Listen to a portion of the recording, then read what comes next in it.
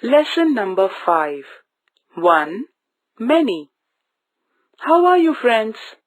Come, let's learn one and many.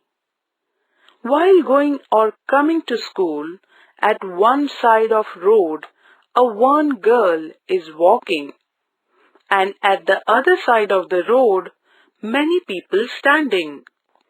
Means, when persons or things are more in numbers, it is called many.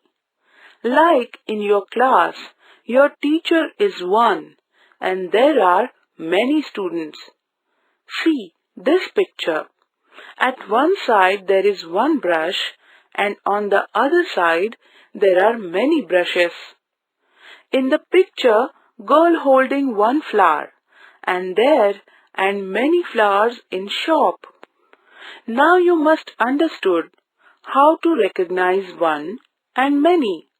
Now tell me, where are my many tops in shown square? Right, many tops are in the square. Similarly, in this picture, there is only one sparrow and many sparrows are in the picture. This way, we learned one and many. Now you show the difference of one and many to your friends.